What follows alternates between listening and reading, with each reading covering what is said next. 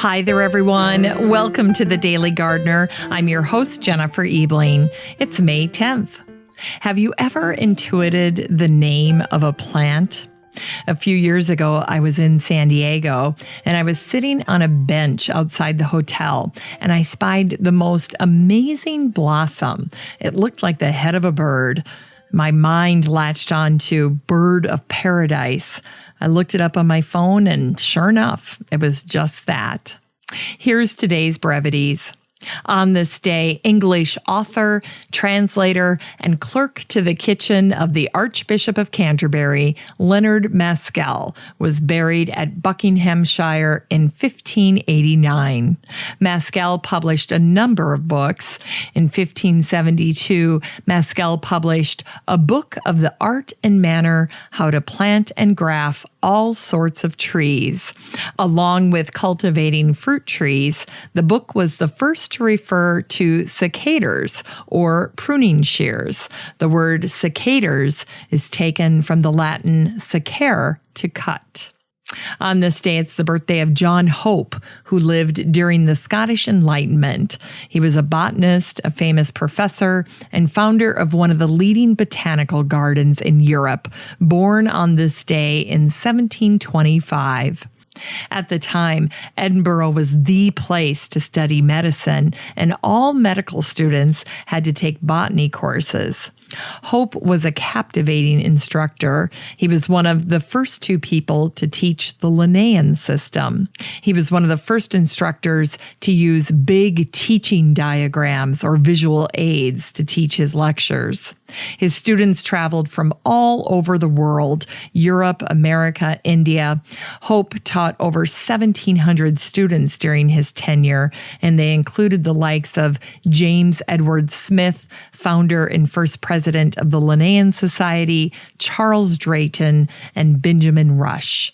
A field botanist, Hope encouraged his students to go out and investigate the flora of Scotland, and he awarded a medal every year to the student who collected the best herbarium.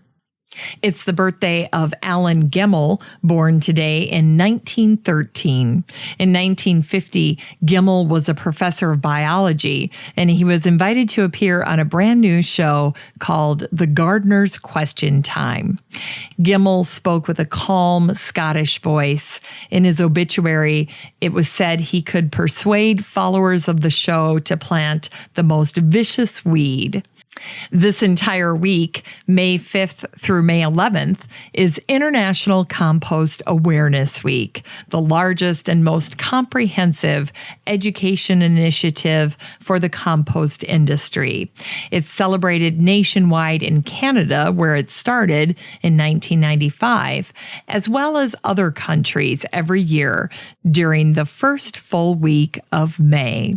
Each year, a theme is chosen. This year's theme is Cool the Climate, Compost. This weekend is the 30th anniversary of the Friends School plant sale in Minneapolis, St. Paul.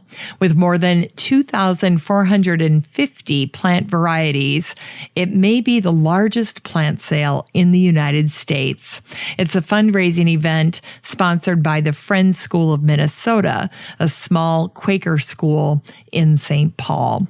New plants for 2019 include the peony Sweet Marjorie. It has neat and sweet pink cactus-style flowers with streaks of cream and green and deep rose pink. Yellow fluff of stamens in the center, slightly fragrant, early to mid-season bloom. And then the French hollyhock, Bibor Fellow. Bibor Fellow is fuchsia with dark purple veins and a halo surrounding a white center star. It blooms June through September. Bibor Fellow is Hungarian for purple cloud. In Unearthed Words, it's the birthday of the scientist Cecilia Page, who discovered while still in graduate school that stars are made largely of the two lightest chemical elements, hydrogen and helium. She was born in 1900. When Page was 8, she decided to become a scientist. She'd been walking in an orchard when she suddenly recognized a plant that she'd heard her mom describe, the plant that looked like a bumblebee, the bee orchid.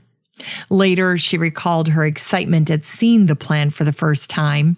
She said, "For the first time, I knew the leaping of the heart, the sudden enlightenment that were to become my passion. These moments are rare, and they come without warning on days to be marked with a white stone." And it was Cecilia Page who said these wonderful quotes. "An admission of ignorance may well be a step to a new discovery." And then this one, which harkened back to Page's discovery of the bee orchid. "The reward of the young scientist is the emotional thrill of being the first person in the history of the world to see something or understand something." Today's book recommendation is Botanical Sketchbooks by Helen and William Bynum. Botanical Sketchbooks is a compendium of the diverse ways plants have been observed, studied, and immortalized in centuries of art. It's a gorgeous book that features 275 illustrations of flora from around the world, and it dates from the 15th to the 20th century. And the book highlights some rare works and lesser-known botanical artists. Gorgeous. For today's garden chore, it's another Photo Friday in the garden. Today, go to a spot in your garden and take as many shots of one thing from a number of different vantage points. One of the ways we get better at taking pictures of our garden is by experimenting with perspective. The wonderful thing about smartphones is that you can take as many pictures as you want. Challenge yourself with a number, 20 shots, 50, or more of the same thing. Then see how many capture what you wanted exactly right. Finally, here's something sweet to revive the little botanic spark in your heart. While I was researching Leonard Mascall, I came across a bit of his advice regarding the placement of tender trees and shrubs. What I especially loved about this is the notion that even in the 1600s, gardeners were pushing zones a bit. This is from The Guardian, December 9th, 1891. Mascall said, "Commonly, the most part of trees do love the sun at noon, and yet the south wind is very contrary against their nature, specifically the almond tree, the apricot, the mulberry, the fig, the pomegranate." A gardener remarked, "I am sure there is much in this.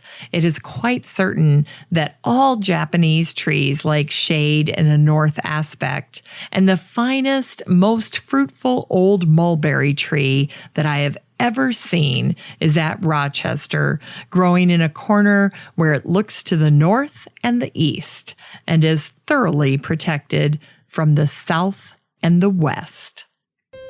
Thanks for listening to The Daily Gardener, and remember, for a happy, healthy life, garden every day.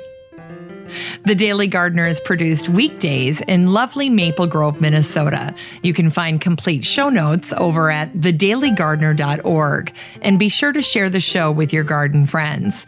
You can find The Daily Gardener on all your favorite social media, Instagram, Twitter, and Pinterest, and of course, Facebook. While you're over at Facebook, don't forget to join the Daily Gardener community. Just search for these 3 words, Daily Gardener Community. The group will pop right up, and then request to join. Finally, I want to thank my team at Podfly Productions, where my fabulous editor is Eric Begay. Have a great weekend in the garden, and we'll see you on Monday.